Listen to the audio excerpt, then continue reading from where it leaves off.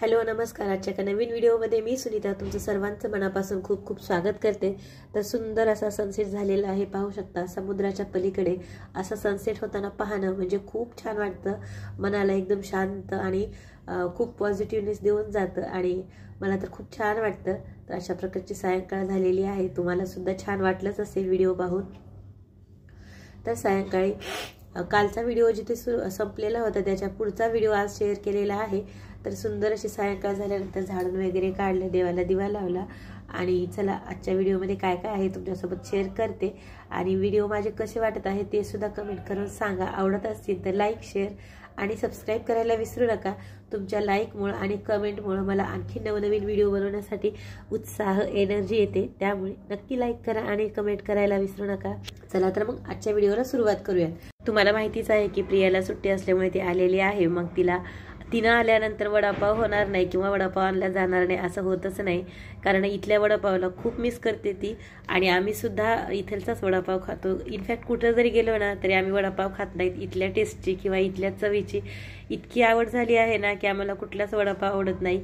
आणि प्रिया आल्यानंतर एक दोन वेळेस आम्ही आणतो आणि काय मस्त लागतं ना, खरंच मुंबईचा वडापाव म्हणूनच प्रसिद्ध आहे। आणि मिस्टरांचं ना इथं चालू होतं की गेट टुगेदरसाठी हा नवीन कोट आणलेला आहे, ते दाखवत होते। त्यांच्या 10वीच्या बॅचचं गेट टुगेदर आहे 30 वर्षानंतर। त्यांचा उत्साह किंवा एक्साइटमेंट खूप वाढत होते आणि कसं आहे काय नाही ते विचारत होते।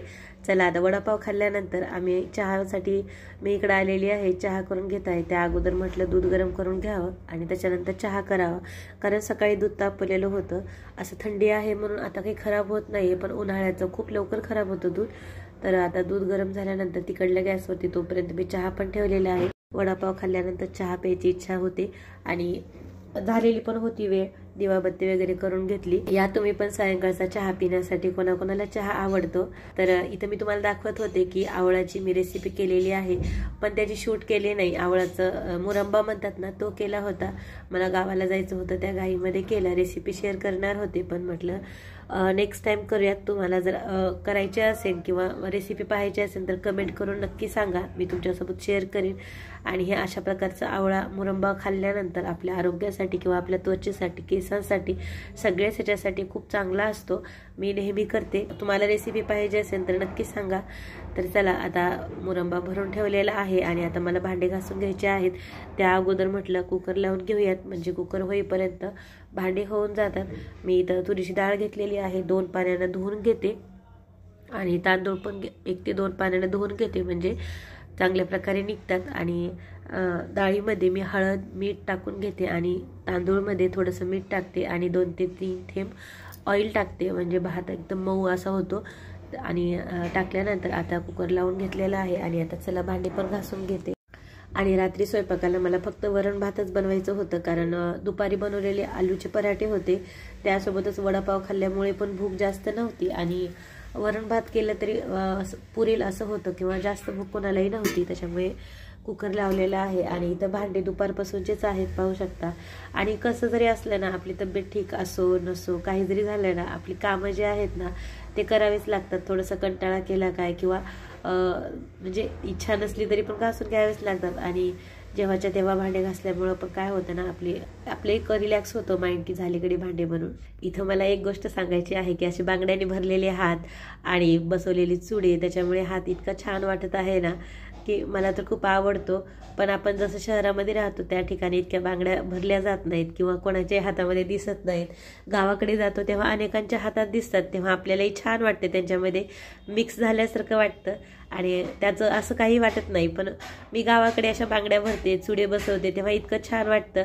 आणि असं इकडं मुंबईला किंवा आपल्या घरी आल्यानंतर कोणाच्याही हातामध्ये अशा बांगड्या चुडे दिसत नाहीत, मग तेव्हा असं वाटतं की गावाकडे गेले किंवा सगळ्यामध्ये असं आपला पण हात छान आहे किंवा सगळ्यांसारखाच आहे।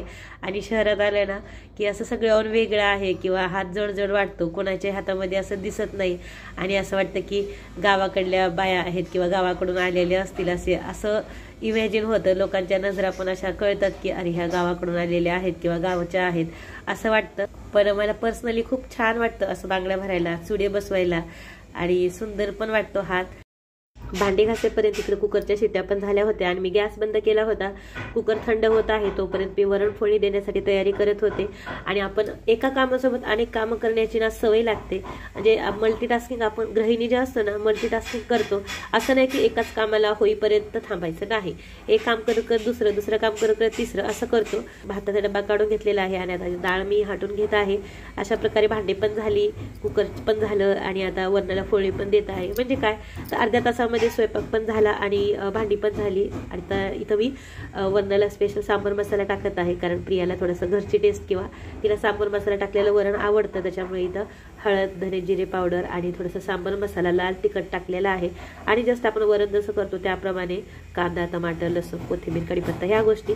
तर पाहू शकता मस्त असं वरण झालेलं आहे. वरण, भात, चपाती आणि मस्त असा पातीचा कांदा. कोणाकोणाला आवडतं खायला, तर चला या जेवायला तुम्ही पण. आम्ही इथं सगळेजण जेवण करायला बसलेले आहोत. जेवण करते वेळेस असं चौघं जर असलं ना कंप्लीट फॅमिली वाटते. आणि प्रिया गेली ना की तिची जागा इतकी मिस करते ना की असं अर्धवट वाटते आणि तिची आठवण पण येते. तर चला आजच्या व्हिडिओमध्ये आपण इथेच थांबूयात. पुन्हा भेटू अशाच एका छानशा नवीन व्हिडिओमध्ये. शेवटपर्यंत व्हिडिओ पाहिल्याबद्दल तुमचे खूप खूप आभार. जय जिजाऊ, जय शिवराय, धन्यवाद.